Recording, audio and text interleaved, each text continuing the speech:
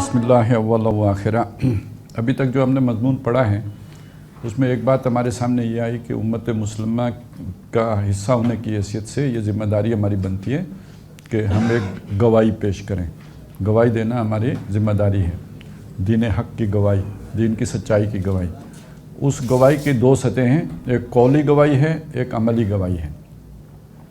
قولی گواہی یہ ہے کہ ہم تمام ذرائع جو اس وقت میسر ہیں اور تمام اچھے انداز جن میں گفتگو جس پیرائے میں کی جا سکتی ہے ان کو بروئے کار لے کر اپنی وہ بات لوگوں کے سامنے پیش کریں پوری، اور جو اسلام کی چیزیں ہیں ان کی حقانیت معقول انداز میں بھی پیش کریں، اور جو دنیا میں غلط ہو رہا ہے اس پر تنقید بھی معقول انداز میں کریں۔ اور یہ تو ہو گئی قولی شہادت۔ اور عملی شہادت یہ ہے کہ ایک طرف ہماری انفرادی زندگیاں اس کا نمونہ پیش کر رہی ہوں، جو ہم منہ سے کہہ رہے ہیں، ہماری انفرادی کردار اس رنگ میں رنگے ہوئے ہوں اور اس میں ڈلے ہوئے ہوں، اور دوسری طرف یہ کہ ایک ریاست قائم کر کے اسلام کے جو بھی ایک اجتماعی تقاضے ہیں وہ پورے کر کے دکھائیں کہ ایک مسلمان ریاست کیسے دنیا میں جو ہے وہ معاملات کو لے کے چلتی ہے، اس کی خارجہ پالیسی کیسی ہوتی ہے، اس کی جنگیں کیسی ہوتی ہیں، اور اس کے ہاں جو ہے وہ خوشحالی کیسے ہوتی ہے، یہ ساری ہم دنیا کو کر کے دکھائیں۔ یہ عملی تقاضا ہے۔ اب اس کے بعد اگلا حصہ شروع ہو رہا ہے جس میں وہ بتا رہے ہیں کہ اس وقت جو دنیا ہے، یعنی یہ تو اصولی باتیں تھیں نا جو ہم نے کتاب سے سمجھی ہیں کہ اسلام کا تقاضا یہ ہے۔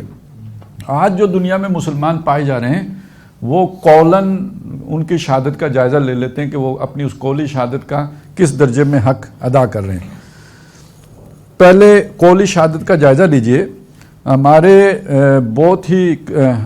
اندر ایک بہت ہی قلیل گروہ ایسا ہے جو کہیں انفرادی طور پر زبان و قلم سے اسلام کی شہادت دیتا ہے، یعنی جسے ہم تبلیغ کا فریضہ سر انجام دینا کہتے ہیں، یعنی اس درجے کی تبلیغ کے جو یہاں پہ درج ہوئی ہے، تو وہ ہمارے جو بھی عظیم ترین اکثریت ہے تو وہ تو اس سے بے بہرا ہیں۔ بہت تھوڑے سے لوگ ہیں کہ جو اس شہادت پر پورا اترتے ہیں، اور اس میں ایسے لوگ شاید انگلیوں پر گنے جا سکتے ہیں جو اس شہادت کو اس طرح ادا کر رہے ہیں جیسا اس کے ادا کرنے کا حق ہے۔ اس شرذمۃ قلیل یعنی تھوڑا سا جو گروہ ہے، مٹھی بھر چھوٹی جماعت کو اگر آپ الگ کر لیں تو آپ دیکھیں گے کہ مسلمانوں کی عام شہادت اسلام کے حق میں نہیں بلکہ اس کے خلاف جا رہی ہے۔ ہمارے زمیندار شہادت دے رہے ہیں کہ اسلام کا قانون وراثت غلط ہے۔ بھلا وہ یہ شہادت کیسے دے رہے ہیں؟ یعنی وہ اپنی بیٹیوں کو حصہ تو نہیں دیتے نا، تو یعنی وہ ان کی شہادت تو پھر یہی ہوئی کہ وہ یہ کہہ رہے ہیں کہ اسلام کا قانون وراثت غلط ہے۔ اچھا جی، ہم شہادت دے رہے ہیں کہ اسلام کا قانون وراثت غلط ہے اور جاہلیت کے رواج صحیح ہیں۔ ٹھیک ہے جی، وہ جو ان کے ایک رواج تو یہ بھی تھا نا کہ ساری جو بھی جاگیر ہے بڑے بیٹے کو منتقل کر جاؤ، باقی تاکہ اس کے تابع رہے۔ نظم قائم رکھنے کا یہ بھی ایک طریقہ ہے کہ جب ایک ہی بندے کے پاس فنڈز ہوں گے تو پھر معاشی ضرورت باقی بیٹوں کو اس کے ساتھ جوڑ کے رکھے گی۔ ہمارے وکیل، جج، مجسٹریٹ شہادت دے رہے ہیں کہ اسلام کے سارے ہی قوانین غلط ہیں، بلکہ اسلامی قانون کا بنیادی نظریہ ہی قابل قبول نہیں ہے۔ صحیح صرف وہ قانون ہیں جو انسانوں نے وضع کیے ہیں اور انگریزوں کی معرفت ہمیں پہنچے ہیں۔ ہمارے معلم، پروفیسر اور تعلیمی ادارے شہادت دے رہے ہیں کہ فلسفہ و حکمت، تاریخ و اجتماعیات، معاشیات و سیاسیات اور قانون و اخلاق کے متعلق وہی نظریات برحق ہیں جو مغرب کی ملحدانہ تعلیم سے ماخوذ ہیں۔ ان امور میں اسلام کا نقطہ نظر قابل التفات تک نہیں ہے۔ یہ اس کا تو سوچو ہی نہیں، بس 40 منٹ اسلامیات کا پیریڈ حصول برکت کے لیے رکھ لو، اس سے زیادہ اسلام کی کوئی اہمیت نہیں ہے۔ ہمارے ادیب شہادت دے رہے ہیں کہ ان کے پاس بھی ادب کا وہی پیغام ہے جو امریکہ، انگلستان، فرانس اور روس کے دہری ادیبوں کے پاس ہے۔ مسلمان ہونے کی حیثیت سے ان کے ادب کی سرے سے کوئی مستقل روح ہی نہیں ہے۔ ہمارا پرس شہادت دے رہا ہے کہ اس کے پاس بھی وہی مباحث، مسائل اور پراپیگنڈے کے وہی انداز ہیں جو غیر مسلموں کے پاس ہیں، بلکہ ہم تو ان سے بھی زیادہ آگے کی، مطلب وہ پھر بھی خبر کو کسی نہ کسی درجے میں مستند بنانے کی کوشش کرتے ہیں۔ ہمارا میڈیا تو شتر بے مہار ہے، اس کے لیے کوئی وہ تو جھوٹی ویڈیو جو ہے نا، وہ جیسے وہ کوڑے مارنے والی ویڈیو پھیلا کے تو انہوں نے کیا سے کیا بنا دیا تھا. یہ کام اگر خدا نہ خواستہ کہیں کسی مغربی ملک میں ہو نا تو وہ بعد میں اس کو وہ جرمانہ دینا پڑے کہ اس کے نسلوں کو بھی یاد رہے. ہمارا پرس شہادت دے رہا ہے کہ اس کے پاس بھی وہی مباحث، مسائل اور پروپیگنڈے کے وہی انداز ہیں جو غیر مسلموں کے پاس ہیں. ہمارے تاجر اور اہل صنعت شہادت دے رہے ہیں کہ اسلام نے لین دین پر جو حدود قائم کیے ہیں وہ ناقابل عمل ہیں، اور کاروبار صرف انہی طریقوں پر ہو سکتا ہے جن پر کفار عامل ہیں. ہمارے لیڈر شہادت دے رہے ہیں کہ ان کے پاس بھی قومیت اور وطنیت کے وہی نعرے ہیں اور وہی مقاصد ہیں، قومی مسائل کو حل کرنے کے وہی ڈھنگ ہیں، سیاست اور دستور کے وہی اصول ہیں جو کفار کے پاس ہیں. اسلام نے اس بارے میں کوئی رہنمائی نہیں کی ہے جس کی طرف رجوع کیا جائے. ہمارے عوام شہادت دے رہے ہیں کہ ان کے پاس زبان کا کوئی مصرف دنیا اور اس کے معاملات کے سوا نہیں ہے، اور وہ کوئی ایسا دین رکھتے ہی نہیں جس کا وہ چرچا کریں یا جس کی باتوں میں وہ اپنا کچھ وقت صرف کریں. یہ ہے وہ قولی شہادت جو مجموعی طور پر ہماری پوری امت اس ملک میں ہی نہیں دنیا ساری میں دے رہی ہے. اور اس کا جو ہے نا ایک واقعہ وہ انہوں نے بیان کیا تھا مولانا طارق جمیل صاحب نے، کہ وہ جو ہے نا کہتے ہیں کہ اجتماع تھا بنگلہ دیش میں تبلیغی جماعت کا، تو وہ وہاں بیان کرنے گئے ہوئے تھے.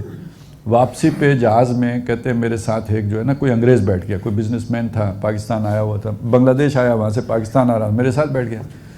تو خیر انہوں نے اپنے انداز میں وہ بات کی کہ دل میں آیا کہ بھئی اس کو تبلیغ کی جائے. پھر خیال آیا کہ بہت عرصہ ہو گیا انگریزی نہیں بولی، پتہ نہیں زبان چلے نہ چلے. پھر بہرحال آخر شروع ہو گئے تو بات چل پڑی. تو کہتے ہیں میں بڑا خوش ہوا کہ جب میں اسے کہتا کہ جی اسلام کی یہ تعلیم ہے، اسلام کی یہ تعلیم ہے، وہ بہت اس کا جو ہے نا مثبت جو ہے نا اس کا وہ رسپانس آتا. تو میں بہت اس پہ خوش ہوتا گیا، میرا دل اور کھلتا گیا. کہتے ہیں میری بدقسمتی کہ میری منہ سے نکل گیا کہ اسلام میں شراب حرام ہے. تو اس نے کہا جناب اچھا شراب حرام ہے اسلام میں؟ کہتے ہیں میں تو دنیا گھومتا رہتا ہوں لیکن جس کوالٹی کی شراب مجھے کراچی میں میسر آتی ہے نا تو کہتے ہیں میری اس کے بعد تبلیغ کو جو ہے نا چپ لگ گئی. سمجھ آئی نا بات کی؟ تو یہ ہے گواہی جو ہم پیش کر رہے ہیں دنیا کے سامنے. یہ تو بڑی یعنی یوں سمجھے بڑی سلجھی ہوئی بات ہے. اصل گواہی کیا ہے جو ہم دے رہے ہیں؟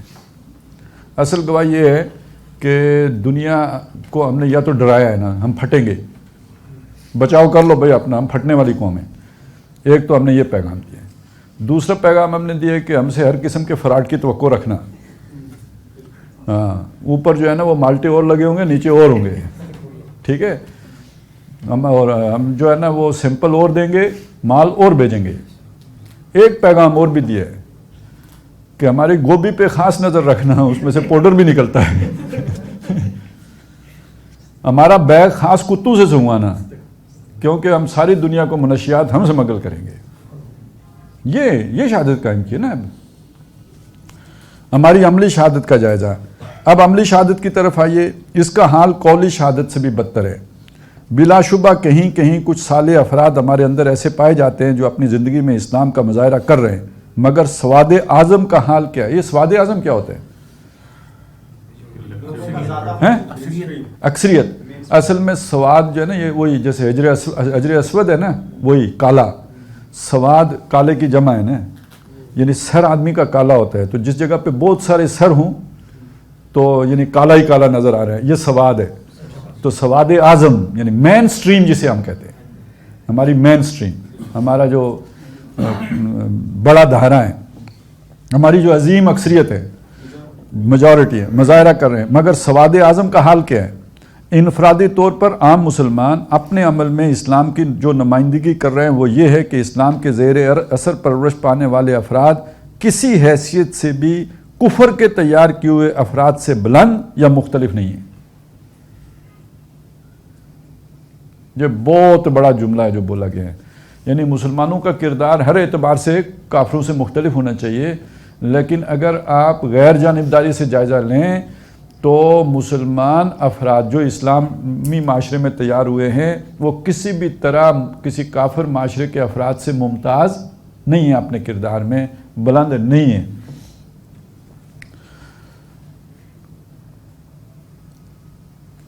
اچھا جی، افراد سے بلند یا مختلف نہیں ہیں بلکہ بہت سی حیثیتوں سے ان کی بنسبت فروتر ہیں. وہ ہو سکتا ہے کہ اپنے قوم کے لیے سچے ہوں، یہ اپنی قوم کے لیے بھی سچے نہیں ہیں. وہ جھوٹ بول سکتے ہیں، وہ خیانت کر سکتے ہیں، وہ ظلم کر سکتے ہیں، وہ دھوکہ دے سکتے ہیں، وہ قول و قرار سے پھر سکتے ہیں، وہ چوری اور ڈاکہ زنی کر سکتے ہیں، وہ دنگا فساد کر سکتے ہیں، وہ بے غیرتی بے حیائی کے سارے کام کر سکتے ہیں. ان سب بد اخلاقیوں میں ان کا اوسط کسی کافر قوم سے کم نہیں ہے. اس میں مبالغہ ہے یا کمی ہے؟ کمی ہو سکتی ہے، اس لیے کہ یہ جی کم نہیں ہے نا، اب تو زیادہ ہی ہے. پھر ہماری معاشرت، ہمارا رہن سہن، ہمارے رسم و رواج، ہماری تقریبات، ہمارے میلے اور عرس، ہمارے جلسے اور جلوس، غرض ہماری اجتماعی زندگی کا کوئی پہلو ایسا نہیں ہے جس میں ہم اسلام کی کسی حد تک بھی صحیح نمائندگی کرتے ہوں. شادیاں ہی دیکھ لیجئے، جو ہندوستان کے رواج ہیں وہی رواج یہاں پہ بھی ہیں، بلکہ اب تو ٹرینڈ سیٹر ہی ہندوستان ہے. ان کی فلموں میں جو فیشن آ جاتے ہیں تو وہ فیشن. تو اب بچے اماں ابا سے پوچھتے ہیں کہ جی وہ کی شادی تو ہو گئی ہے پر پھیرے نہیں ڈالے. تو بس اماں کی جو ہے نا چتا کو آگ لگانا باقی رہ گئے. وہ بھی ابا جی سے پوچھ لیں گے جی اماں کی تدفین تو آپ نے کر لی، آگ لگائی نہیں ہے، راکھ کہاں بنی ہے.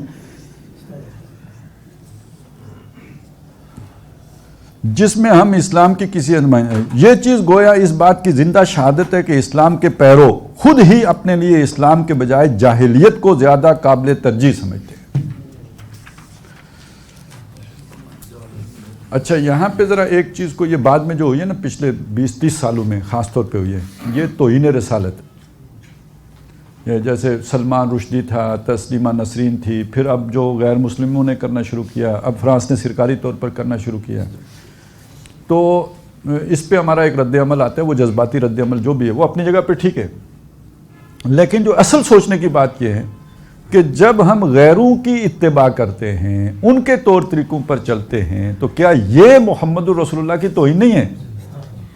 میرے سامنے ایک عمل حضور کا ہے، ایک عمل کافر قوموں کی طرف سے کے رواج کے طور پر میرے سامنے ہے، میں حضور کے عمل کو اس طرف کر دیتا ہوں، کافروں کے عمل کو لے لیتا ہوں. یہ جس توہین کا ارتکاب کافر کرتے ہیں یا اس توہین کا ارتکاب میں کرتا ہوں. ہم نے دیکھا ہے کہ فیشن میں الجھ کر اکثر تم نے اسلاف کی عزت کے کفن بیچ دیے، نئی تہذیب کی بیرو بہاروں کے عوض اپنی تہذیب کے شاداب چمن بیچ دیے. یہ گواہی ہے جو ہم دے رہے ہیں، یعنی ہم اپنے عمل سے یہ ثابت کر رہے ہیں کہ ہمارا نظام فرسودہ، ہمارے طور طریقے قدیم، اور آج ہم مجبور ہیں کہ مغرب سے سیکھیں معاشرت کے طریقے، معیشت کے طریقے، سیاست کے طریقے، ہم ان کی اتباع کریں گے اور ان کے پیچھے چلیں گے. ہم مدرسے بناتے ہیں تو علم اور نظام تعلیم اور روح تعلیم سب کچھ کفار سے لیتے ہیں. ہم مدرسے، اب یہاں مدرسے کا مطلب وہ مدارس نہیں ہے، سکول جو، ٹھیک ہے نا. ہم مدرسے بناتے ہیں تو علم اور نظام تعلیم اور روح تعلیم سب کچھ کفار سے لیتے ہیں. ہم انجمنیں قائم کرتے ہیں تو مقصد، نظام اور طریقہ کار سب کچھ وہی رکھتے ہیں جو کفار کی کسی انجمن کا ہو سکتا ہے. ہماری پوری قوم بحیثیت مجموعی کوئی جد و جہد کرنے اٹھتی ہے تو اس کا مطالبہ، اس کی جد و جہد کا طریقہ، اس کی جمعیت کا دستور و نظام، اس کی تجویزیں، تقریریں اور بیانات سب کچھ ہو بہو کافر قوموں کی جد و جہد کا چربہ ہوتا ہے. حد یہ کہ جہاں ہماری آزاد یا نیم آزاد حکومتیں موجود ہیں، اس وقت بہت کم تھی، اب تو سبھی آزاد ہو گئے، حکومتیں موجود ہیں، وہاں بھی ہم نے اساس حکومت، نظام حکومت اور مجموعہ قوانین کفار سے لے لیا. دستور، قانون، یہ ہم نے سارا وہی اڈاپٹ کر لیا ہے. اسلام کا قانون بعض حکومتوں میں صرف پرسنل لا کی حد تک رہ گیا ہے. پرسنل لا، یہ جو فیملی لا، بلکہ بعض جگہوں پہ فیملی لا کو بھی وہ اجتماع، یعنی پاکستان میں بھی فیملی لا میں بھی وہ اسلامی قوانین کی پاسداری نہیں کی گئی ہے، اور بعض نے اسے بھی ترمیم کیے بغیر نہیں چھوڑا، وہ بات بھی آ گئی. تو ہم نے 62 میں وہ تبدیلی ہم نے بھی کر لی. حال میں ایک انگریز مصنف لارنس براؤن نے اپنی کتاب دی پراسپیکٹس آف اسلام میں تانا دیا ہے کہ ہم نے جب ہندوستان میں اسلام کے دیوانی اور فوجداری قوانین کو دقیانوسی اور ناقابل عمل سمجھ کر منسوخ کیا تھا اور مسلمانوں کے لیے صرف ان کے پرسنل لا کو رہنے دیا تھا، تو مسلمانوں کو یہ سخت ناگوار ہوا تھا، کیونکہ اس طرح ان کی پوزیشن وہی ہوئی جاتی تھی جو کبھی اسلام کی حکومت میں ذمیوں کی تھی۔ لیکن اب صرف یہی نہیں کہ ہندوستان کے مسلمانوں نے اسے پسند کر لیا ہے، بلکہ خود مسلمان حکومتوں نے بھی اس معاملے میں ہماری تقلید کی ہے۔ ترکی، البانیہ نے تو اس سے تجاوز کر کے قوانین نکاح و طلاق اور وراثت تک میں بھی ہمارے معیارات کے مطابق اصلاحات کر دی ہیں۔ اب یہ بات کھل گئی ہے کہ مسلمانوں کا یہ تصور کہ قانون کا ماخذ ارادہ الہی ہے ایک مقدس افسانے سے زیادہ کچھ نہ تھا۔ یہ ہے وہ عملی شہادت جو تمام دنیا کے مسلمان تقریباً متفق ہو کر اسلام کے خلاف دے رہے ہیں۔ ہم زبان سے کچھ کہیں مگر ہمارے اجتماعی عمل گواہی دے رہا ہے کہ اس دین کا کوئی طریقہ ہمیں پسند نہیں اور اس کے کسی قانون میں ہم اپنی فلاح و نجات نہیں پاتے۔ تو دو شہادت کے درجے تھے، ایک قولی ایک عملی، دونوں کا جائزہ لے لیا۔ اس جائزے میں کسی کو کوئی مبالغہ لگا ہو، کوئی اضافہ لگا ہو، کوئی فالتو بات لگی ہو، کچھ کم ہی ہے، ٹھیک ہے جی۔ اب وہ کتمان حق کی سزا، اب اس کا مطلب کیا ہوا؟ ان دو باتوں کو اگر آپ نے مان لیا تو اس کا مطلب یہ ہے کہ ہم نے جو حق کی گواہی دینی تھی، گواہی کیا دیتے؟ الٹی گواہی دی ہے، جس کا مطلب حق چھپا لیا ہے، ٹھیک ہے۔ جیسے کبھی یہودیوں نے چھپایا تھا، ایسے ہم نے حق کو چھپا لیا۔ اب قرآن مجید نے حق کو چھپانے کی کیا سزا بیان کی ہے؟ آگے یہ بات بیان ہو رہی ہے، کتمان حق کی سزا۔ یہ کتمان حق اور یہ شہادت زور، جھوٹی گواہی، یعنی اب وہ یہ بات کہہ رہے ہیں کہ اگر آپ ٹھنڈے دل سے جائزہ لیں تو آپ شہادت حق نہیں دے رہے، آپ اپنے عمل سے جھوٹ کی گواہی دے رہے ہیں۔ یہ شہادت زور یعنی باطل کی گواہی دے رہے ہیں، جس کا ارتکاب ہم کر رہے ہیں۔ اس کا انجام بھی ہمیں وہی کچھ دیکھنا پڑا ہے جو ایسے سخت جرم کے لیے قانون الہی میں مقرر ہے۔ یعنی یہ کوئی چھوٹا سا جرم تو نہیں، اللہ کا پیغام آیا تھا جس کی آپ نے گواہی دینی تھی، آپ نے وہ گواہی نمبر 1 چھپائی، نہ صرف چھپائی بلکہ جھوٹی گواہی دے دی۔ تو جب آپ ایسا کریں گے تو اللہ کے ہاں اس کی سزا بہت سخت ہے۔ تو کہتے ہیں یہ ثبوت، یعنی جو ہم نے پیچھے بات پڑھی ہے، سمجھی ہے، تو جب وہ سزا ہمارے اوپر لاگو ہو گئی ہے تو یہ اضافی ثبوت ہے کہ ہم اس جرم کے مرتکب ہو چکے ہوئے ہیں، کیونکہ یہ سزا اسی جرم کے کرنے کے نتیجے میں لگتی ہے۔ جب کوئی قوم خدا کی نعمت کو ٹھکراتی ہے اور اپنے خالق سے غداری کرتی ہے تو خدا دنیا میں بھی اسے عذاب دیتا ہے اور آخرت میں بھی۔ یہودیوں کے معاملے میں خدا کی یہ سنت پوری ہو چکی ہے اور اب ہم مجرموں کے کٹہرے میں کھڑے ہیں، اچھا اب یہاں سے آپ کو وہ ڈاکٹر صاحب کا وہ والا پورا سمجھ میں آئے گا، وہ قوموں کا عروج و زوال اور مسلمان امتوں کا عروج و زوال، تو یہ اس ایک جملے سے وہ سارا کشید ہوا ہے۔ خدا کو یہود سے کوئی ذاتی پرخاش نہ تھی، اللہ تعالیٰ کا کوئی یہودیوں سے ذاتی جھگڑا تو نہیں تھا نا، کہ وہ صرف انہی کو اس جرم کی سزا دیتا اور ہمارے ساتھ اس کی کوئی رشتہ داری نہیں ہے کہ ہم اسی جرم کا ارتکاب کریں اور سزا سے بچ جائیں۔ یعنی اللہ کے ضابطے غیر متبدل ہیں اور وہ سب کے لیے یکساں ہیں۔ وَلَن تَجِدَ لِسُنَّتِ اللَّهِ تَبْدِيلًا، تم اللہ کی سنت میں کبھی، یعنی اللہ کے قانون میں، ضابطوں میں، اصولوں میں کبھی کوئی تبدیلی نہیں پاؤ گے۔ حقیقت یہ کہ ہم حق کی شہادت دینے میں جتنی کوتاہی کرتے گئے اور باطل کی شہادت ادا کرنے میں ہمارا قدم جس رفتار سے آگے بڑھا ہے، ٹھیک اسی رفتار سے ہم گرتے چلے گئے۔ پچھلی 1 صدی کے اندر مراکش سے لے کر شرق الہند تک ملک کے ملک ہمارے ہاتھ سے نکل گئے۔ مسلمان قومیں ایک ایک کر کے مغلوب اور محکوم ہوتی چلی گئیں۔ مسلمان کا نام فخر و عزت کا نام نہ رہا بلکہ ذلت و مسکنت اور پسماندگی کا نشان بن گیا۔ آج بھی دنیا میں سب سے زیادہ مہاجر مسلمان، سب سے زیادہ آپس میں تصادم سے دوچار مسلمان، مطلب وہ جو خدا یوں بھی گناہوں کی سزا دیتا ہے، بانٹ کر قوم کو گروہوں میں لڑا دیتا ہے، آسمانی سے عذاب نازل نہیں ہوتے، آدمی کو بھی ملک الموت بنا دیتا ہے۔ اس کی اگر کوئی کامل مثال دیکھنی ہے وہ مسلمانوں میں نظر آئے گی۔ مسلمان قومیں ایک ایک کر کے مغلوب اور محکوم ہوتی چلی گئیں. مسلمان کا نام فخر و عزت کا نام نہ رہا بلکہ ذلت و مسکنت اور پسماندگی کا نشان بن گیا. دنیا میں ہماری کوئی آبرو باقی نہ رہی، اور پہلے بھی نہیں تھی تو اب تو دھیلا ہو گیا نا. پہلے بھی کون سی تھی ایسی آبرو، اب تو شب بھر کی منتوں نے کھو دی، رہی صحیح والی کیفیت ہو گئی ہے. اب تو کچھ بھی نہیں رہا.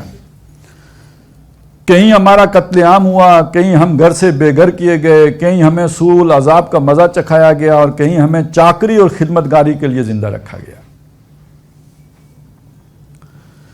جہاں مسلمانوں کی اپنی حکومتیں باقی رہ گئیں وہاں بھی انہوں نے شکستوں پر شکستیں کھائیں، اور آج ان کا حال یہ ہے کہ بیرونی طاقتوں کے خوف سے لرز رہے. حالانکہ اگر وہ اسلام کی قولی و عملی شہادت دینے والے ہوتے تو کفر کے علم بردار ان کے خوف سے کانپ رہے ہوتے. دور کیوں جائیے، خود ہندوستان میں اپنی حالت دیکھ لیجئے. ادائے شہادت میں جو کوتاہی آپ نے کی، بلکہ الٹی خلاف شہادت جو آپ نے اپنے قول و عمل سے خلاف شہادت جو آپ نے اپنے قول و عمل سے دیتے رہے، جو خلاف حق شہادت اپنے قول و عمل سے دیتے رہے، اسی کا نتیجہ تو یہ ہوا کہ ملک کا ملک آپ کے ہاتھ سے نکل گیا. پہلے مرہٹوں اور سکھوں کے ہاتھوں آپ پامال ہوئے، پھر انگریز کی غلامی آپ کو نصیب ہوئی، اور اب پچھلی پامالیوں سے بڑھ کر پامالیاں آپ کے سامنے آ رہی ہیں. آج آپ کے سامنے سب سے بڑا سوال اکثریت و اقلیت کا ہے، اور آپ اس اندیشے سے کانپ رہے ہیں کہ کہیں ہندو اکثریت آپ کو اپنا محکوم نہ بنا لے. تب تو یہ تھا، پھر آزادی مل گئی، ملک بن گیا، اسلام کے نام پہ بن گیا، اور کچھ اس کا روب و دبدبہ بھی رہا. اندر خانے پھر ہم بدل گئے، ہم نے اسلام کی طرف کوئی پیش قدمی نہیں کی، قوم کے جذبات سے کھیلتے رہے، اسلام کا نام استعمال کرتے رہے، کیا حکمران اور کیا ہمارے اپنے جو قائدین. تو اس کے بعد پھر نتیجہ یہ نکلا کہ اللہ نے پرویز مشرف بھیجا، پھر 9/11 ہو گیا. اس کے بعد ہم نے اعلانیہ میرے اسلام کو قصہ ماضی سمجھو کی پالیسی اختیار کر لی. اور یہ پچھلے 20 سال جس رفتار سے ہم نے یو ٹرن لیا ہے، اس کی دگنی رفتار سے ہم پر مصیبتوں کے پہاڑ ٹوٹے.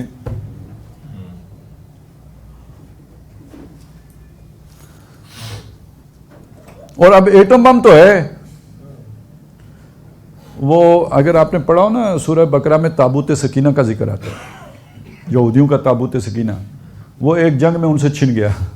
وہ ہمیشہ جنگ میں آگے رکھتے تھے، کہتے اس کی برکت سے جیتیں گے نا، تو ایک جنگ میں وہ ان سے چھین لیا گیا. اب ایک عرصے کے بعد اللہ تعالیٰ نے یہودیوں کی حالت پر رحم کیا اور چاہا کہ وہ تابوت سکینہ واپس ان کو مل جائے. وہ جو طالوت و جالوت والا قصہ ہے اس میں اس کا ذکر آتا ہے. اب ہوا کیا کہ وہ جن لوگوں کے پاس تھا نا، وہ اسے جہاں پہ رکھتے وہاں پہ کوئی مصیبت آ جاتی، کوئی بیماری آ جاتی، کوئی یعنی غیر معمولی حالات سے دوچار ہو جاتے، تو وہ ادھر سے نکال کے اسے ادھر رکھتے، تو وہاں پھر کوئی ایسا واقعہ ہو جاتا ہے. تو وہ کر کے اتنا تھک گئے نا، ادھر ادھر سنبھال کے، آخر انہوں نے ایک گدھے کے اوپر رکھ کے نا، تو گدھے کو ہانک دیا کہ جاؤ جدھر مرضی ہے، ہماری جان چھوڑو، یہ تابوت سکینہ. تو وہ عین اس دن وہاں پہ پہنچا جب حضرت طالوت کی نامزدگی ہوئی تھی، تو وہ نشانی بن گیا.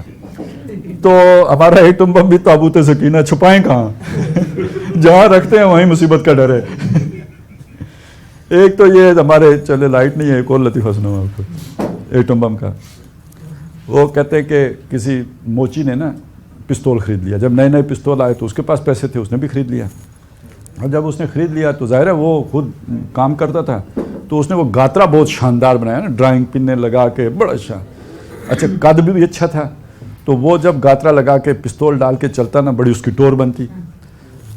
تو اس کی ٹور دیکھ کر نا کچھ لوگوں کو، وہ جو ادھر کے وہ تھے وڈیرے، ان کو اچھا نہیں لگا. تو انہوں نے کچھ نوجوان پیچھے کر دیے کہ اب اس کی خبر لو. اور انہوں نے ایک ویران جگہ پہ موچی کو گھیر لیا اور انہوں نے کہا کٹ پستول.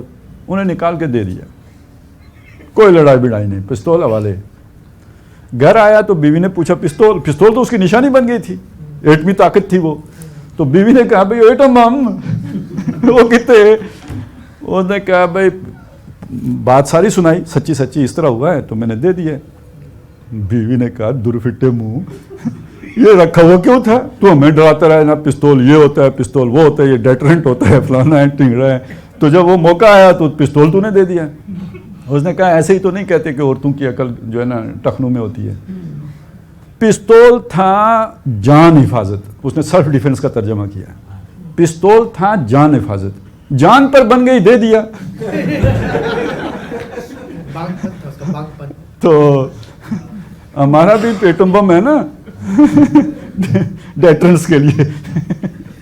جس دن جان پہ بن کے جائے گی تو دے دیں گے، اس سے بھی جان چھوٹ جائے گی. اسی پالیسی کے تحت. اب پچھلی پامالیوں سے بڑھ کر پامالیاں آپ کے سامنے آ رہی ہیں. آج آپ کے سامنے سب سے بڑا مسئلہ سوال اکثریت اور اقلیت کا ہے، اور آپ اس اندیشے سے کانپ رہے ہیں کہ کہیں ہندو اکثریت آپ کو اپنا محکوم نہ بنا لے اور آپ وہ انجام نہ دیکھیں جو شودر قومیں دیکھ چکی ہیں. اب ہندوستان میں یہاں پہ بات پہنچ چکی ہے، قریب آ گئی ہے، شہریت ہی منسوخ کر دیں. مگر خدا را مجھے بتائیے کہ اگر آپ اسلام کے سچے گواہ ہوتے تو یہاں کوئی اکثریت ایسی ہو سکتی تھی جس سے آپ کو کوئی خطرہ ہوتا؟ یار آپ نے ہندوستان میں 800 سال حکومت کی ہے. اگر آپ سچے مسلمان ہوتے تو ہندو سارے مسلمان نہ ہو گئے ہوتے. کیا اسلام کی تعلیمات میں اتنی کشش نہیں ہے کہ وہ آپ کی رعایا کو مسلمان بنا سکے؟ یا آج بھی اگر آپ قول اور عمل سے اسلام کی گواہی دینے والے بن جائیں تو کیا یہ اقلیت و اکثریت کا سوال چند سال کے اندر ہی ختم نہ ہو جائے؟ عرب میں 1/1,00,000 کی اقلیت کو نہایت متعصب اور ظالم اکثریت نے دنیا سے نیست و نابود کر دینے کی ٹھانی تھی، مگر اسلام کی سچی گواہی نے 10 سال کے اندر اسی اقلیت کو 100% اکثریت میں تبدیل کر دیا. پھر جب یہ اسلام کے گواہ عرب سے باہر نکلے تو 25 سال کے اندر ترکستان سے لے کر مراکش تک قوموں کی قومیں ان کی شہادت پر ایمان لاتی چلی گئیں. جہاں 100% مجوسی، بت پرست اور عیسائی رہتے تھے وہاں 100% مسلمان بسنے لگے. کوئی ہٹ درمی، کوئی عصبیت، کوئی مذہبی تنگ نظری اتنی سخت ثابت نہ ہوئی کہ حق کی زندہ اور سچی شہادت کے آگے قدم جما سکتی.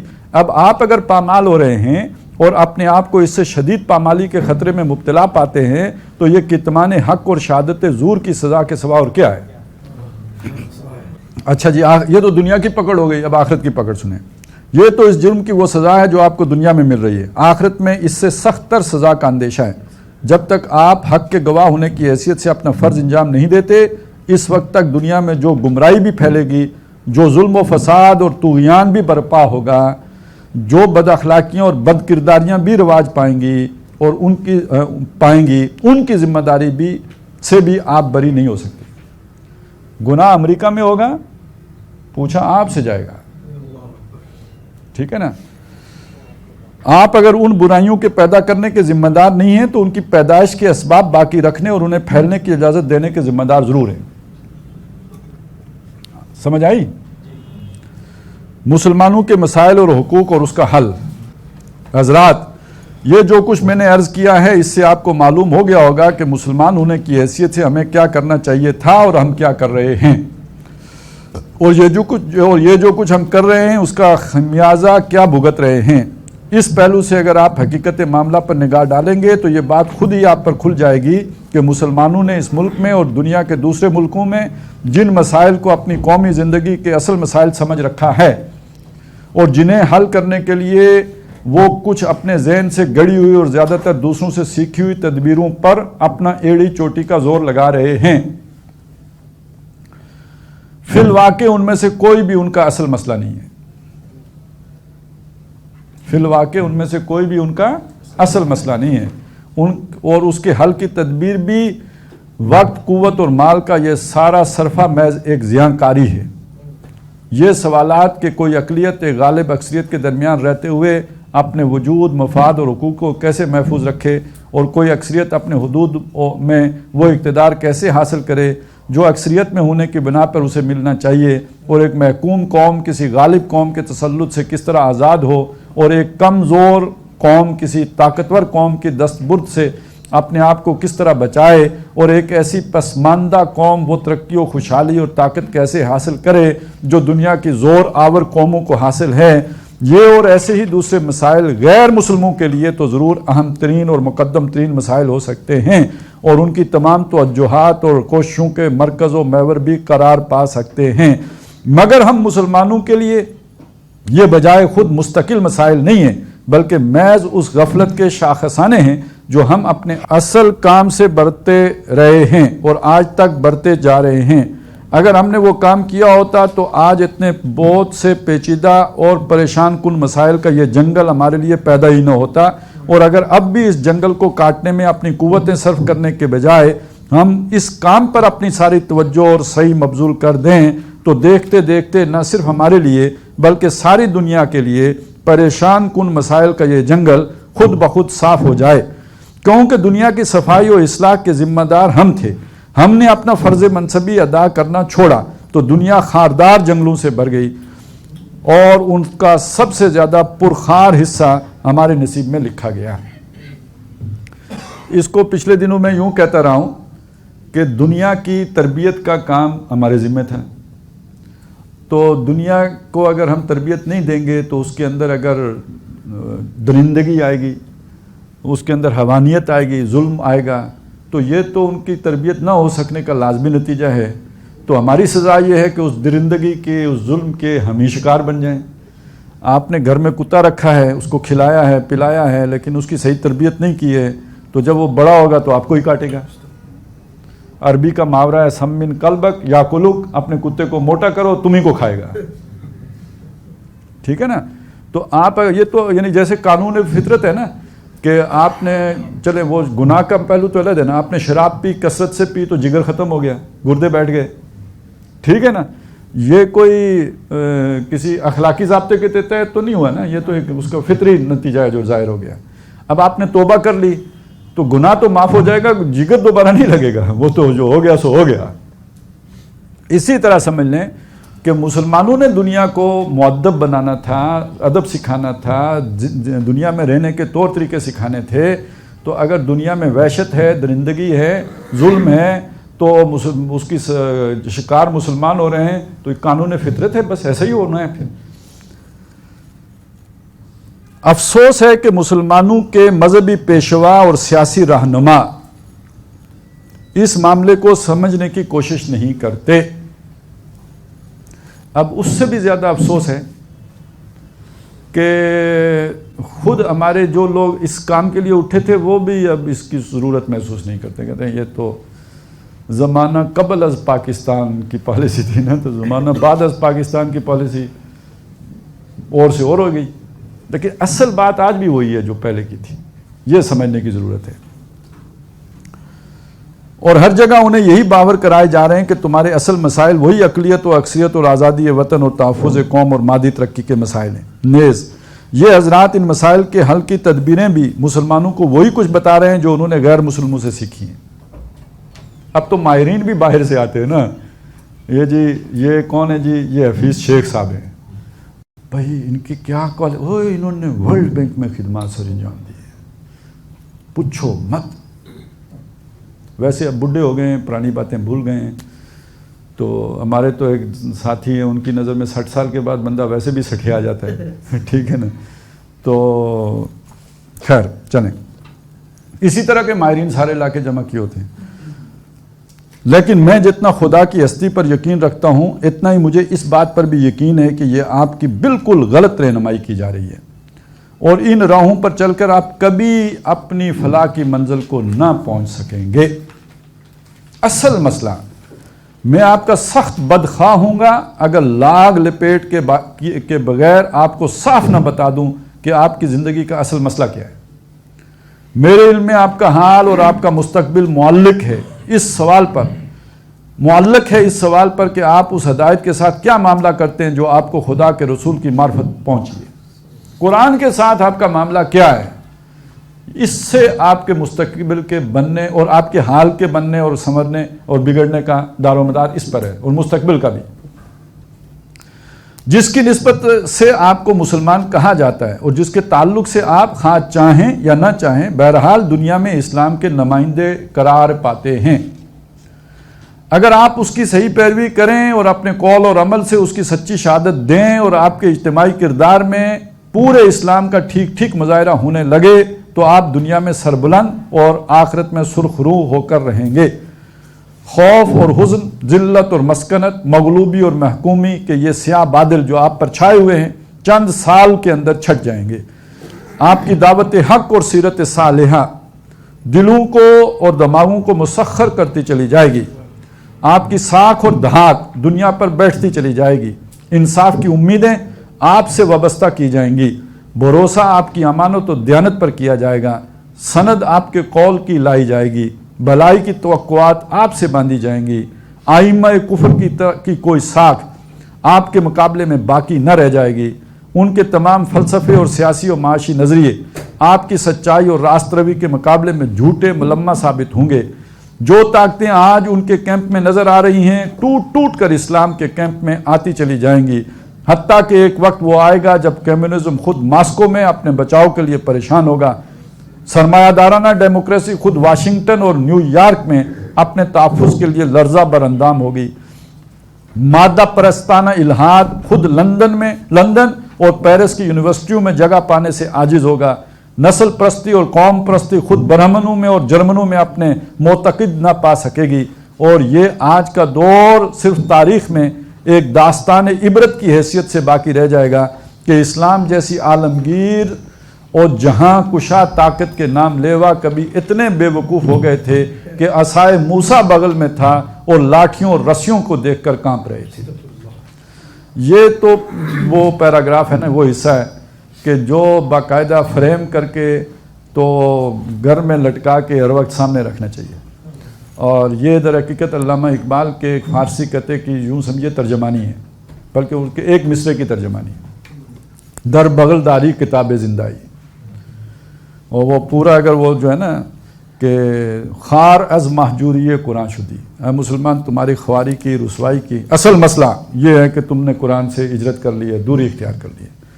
باقی یہ بہانے ہیں، شکوہ سنجے گردش دوران شدی، زمانہ بدل گیا تو انگریز طاقتور ہو گئے، یہ سب بہانے ہیں، یہ جو ہے نا ان کی کوئی وقت نہیں ہے۔ اصل مسئلہ وہ ہے جو تم نے قرآن سے دوری اختیار کر لی ہے۔ اچوں شبنم بر زمین افتندائی، آج ہے مسلمان جو تو زمین کی طرف زمین پر بچھا ہوا ہے نا، شبنم کی مانند۔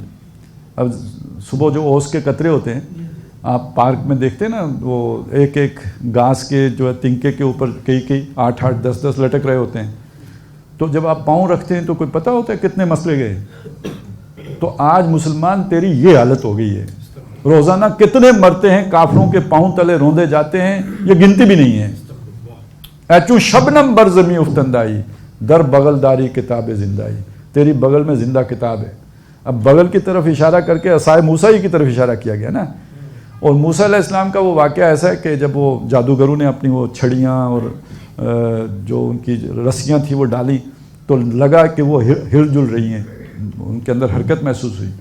تو اس سے موسیٰ علیہ السلام کو وقتی طور پہ ایک خوف لاحق ہوا کہ میں نے بھی تو یہی معجزہ دکھانا تھا، تو اب لوگوں کو کیسے پتہ لگے گا کہ میرے والا حق ہے کہ یہ حق ہے۔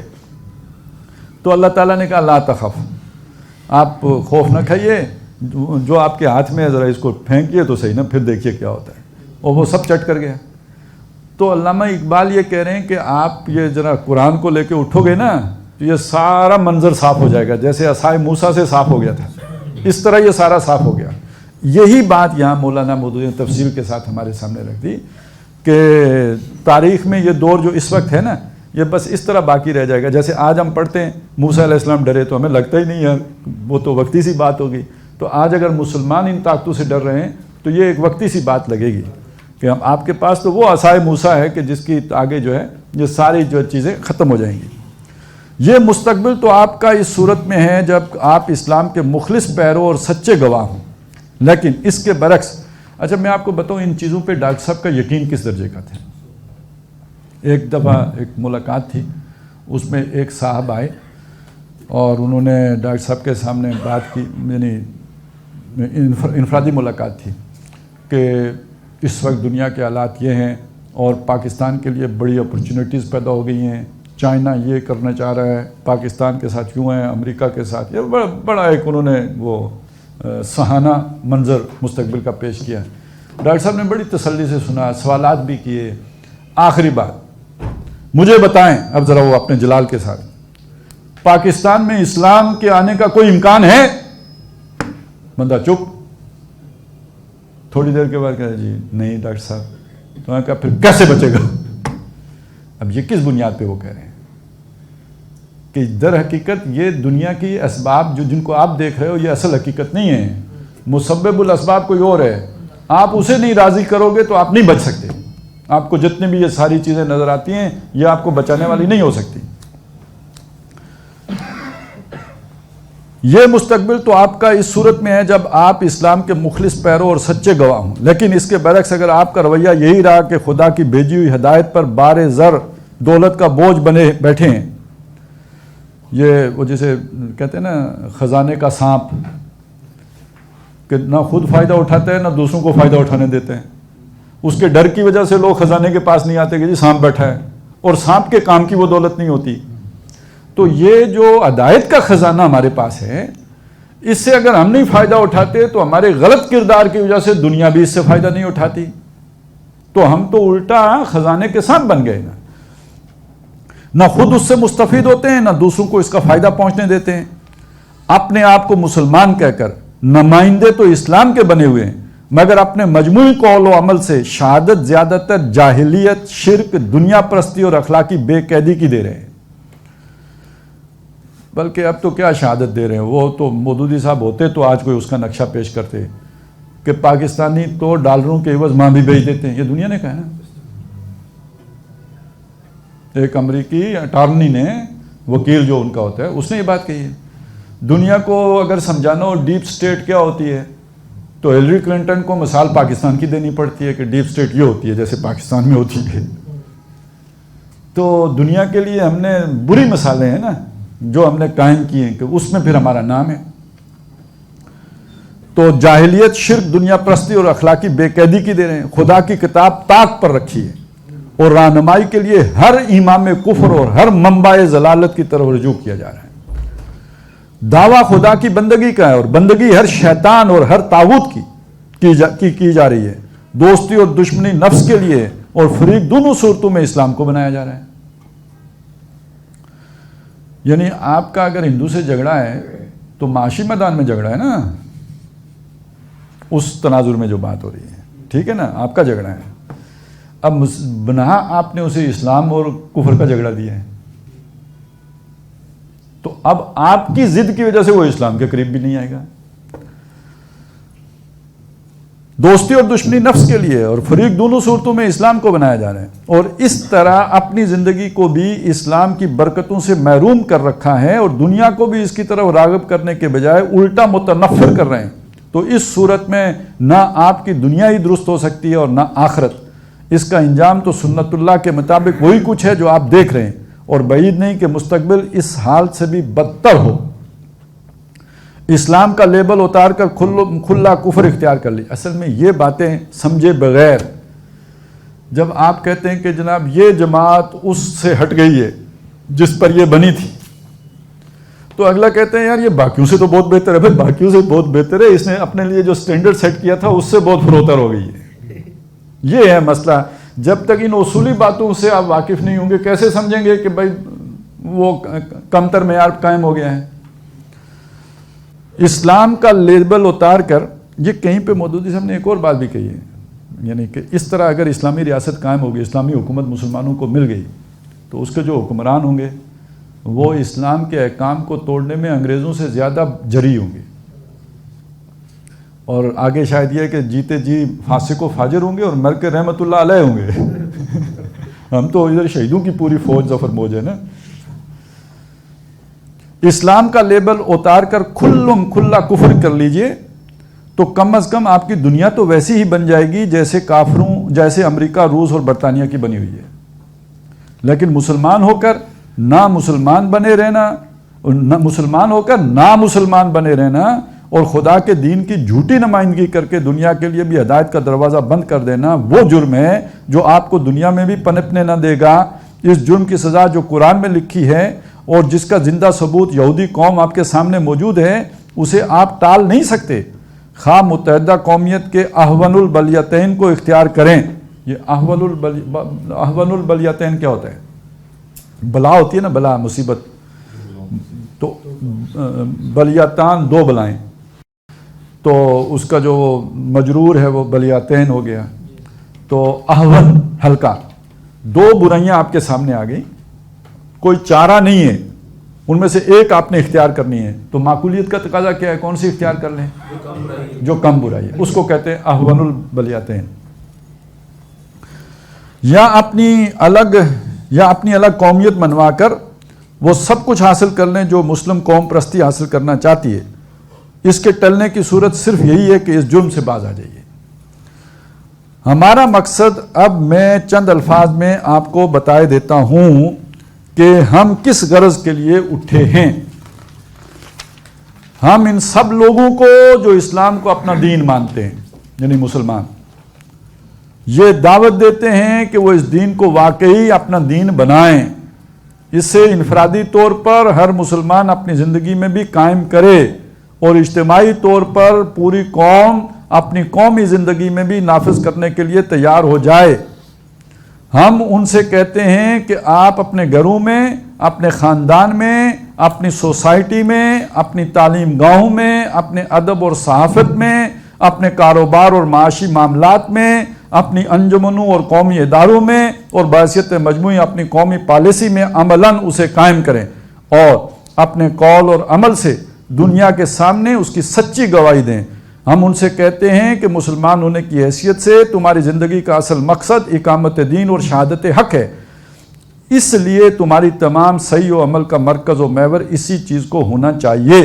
ہر اس بات اور کام سے دستکش ہو جاؤ جو اس کی ضد ہو اور جس سے اسلام کی غلط نمائندگی ہوتی ہو. اسلام کو سامنے رکھ کر اپنے پورے قولی اور عملی رویے پر نظر ثانی کرو اور اپنی تمام کوششیں اس راہ میں لگا دو کہ دین پورے کا پورا عملاً قائم ہو جائے. اس کی شہادت تمام ممکن طریقوں سے ٹھیک ادا کر دی جائے اور اس کی طرف دنیا کو ایسی دعوت دی جائے جو اتمام کے لیے کافی ہو, جو اتمام حجت کے لیے کافی ہو. بس یہ اصل مضمون ہے. باقی آگے جو ہے وہ اس اصل مضمون کا ویسے حصہ بھی نہیں ہے, بعد میں وہ شامل کیا گیا ہے.